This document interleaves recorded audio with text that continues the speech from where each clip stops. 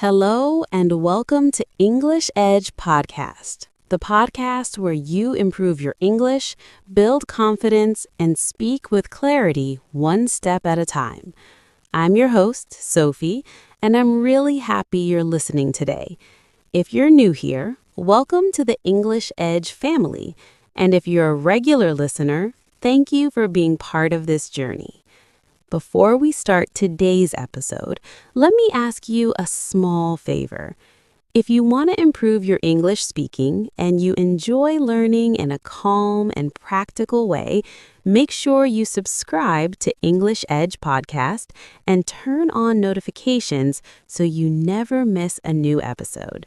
And if this episode helps you even a little, don't forget to leave a comment and tell me your thoughts, because I truly love reading your comments. Today is episode 2 of this series, Learn English with Podcast, and we're going to do something a little different. We're going to learn English through a story. Yes, a story, because sometimes the best way to really feel a language is to experience it, to see it through someone else's eyes, and to imagine yourself in their world. And today's story has a name, the 10-Second Courage. Why that name? Because the smallest actions can spark the biggest changes. And by the end of this story, you'll see how courage, even for just 10 seconds, can change everything about the way you speak, think, and feel in English. So, settle in, take a deep breath, and let's step into the world of our story.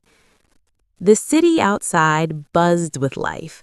Cars honked, people laughed, footsteps echoed across the sidewalk.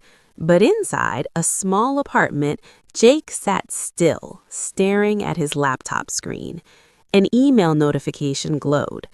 Jake, please present your idea in tomorrow's team meeting. Tomorrow. The word pressed against his chest, heavy, relentless. His fingers hovered over the keyboard. He wanted to type, to write something, anything, but his mind went blank. Jake understood English perfectly. Reading it, writing it, thinking in it, all fine. But speaking, that was a different challenge entirely. He closed his eyes and pictured the meeting room. Colleagues seated, eyes focused, silence stretching across the polished table. The lump in his throat grew heavier. Years ago, Jake had been the type of person who talked constantly. Stories, jokes, questions, his voice filled rooms effortlessly. But English had made him cautious, silent. Not because he lacked ideas, far from it. His mind sparkled with ideas like tiny fireworks, brilliant but trapped. Tonight, he pushed his chair back and walked to the window. The city lights blinked at him as if they didn't care about his fear.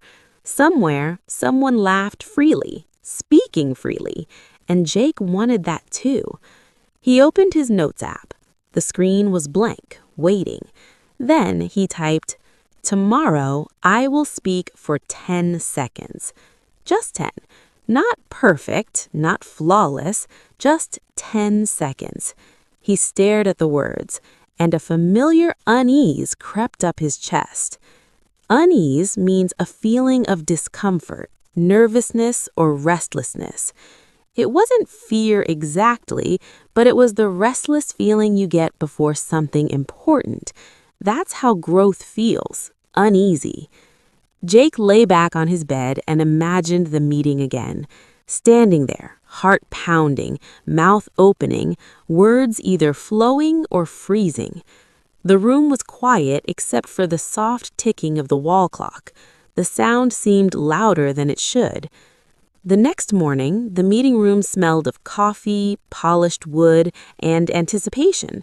Chairs scraped, laptops opened, pens clicked.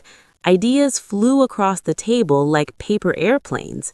Colleagues spoke quickly, confidently.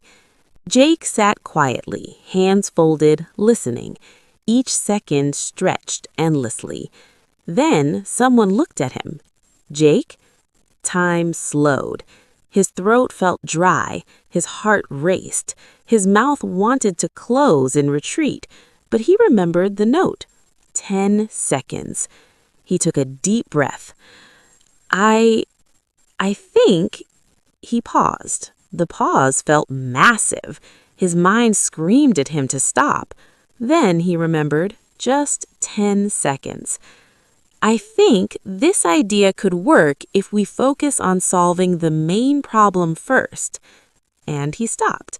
10 seconds. The silence that followed wasn't cruel, it was thoughtful. His manager nodded.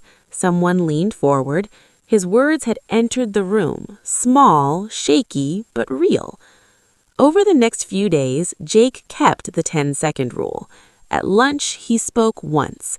In emails, he added one short sentence. In meetings, he contributed a single idea at a time. Slowly, the fear loosened, even when his voice trembled slightly. Trembled means shook slightly, often because of fear or nervousness. It no longer stopped him. Each time, the trembling became smaller. Each time, the silence receded. Jake realized something profound. English was never the real barrier. The real barrier had been himself. Barrier means something that blocks or prevents progress. Now, that barrier began to crumble. Weeks passed. One afternoon, in another meeting, Jake spoke longer than 10 seconds. He explained an idea, added an example, and finished with a suggestion. A colleague said, "Jake, that was a great point." A warmth spread inside him. Confidence didn't appear suddenly. It didn't magically arrive. It emerged. Emerged means to gradually appear or become visible. His confidence wasn't perfect, it wasn't flawless, but it was real. A few weeks later, Jake sat at a small coffee shop, notebook open.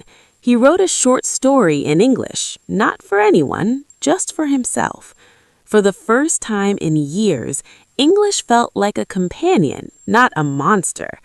He remembered the 10-second rule, the pauses, the trembling, and he realized every word spoken, every tiny attempt was a step towards something bigger.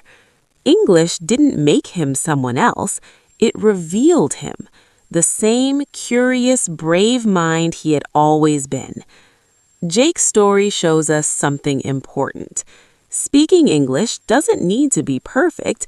Fear is normal, but small steps reduce it.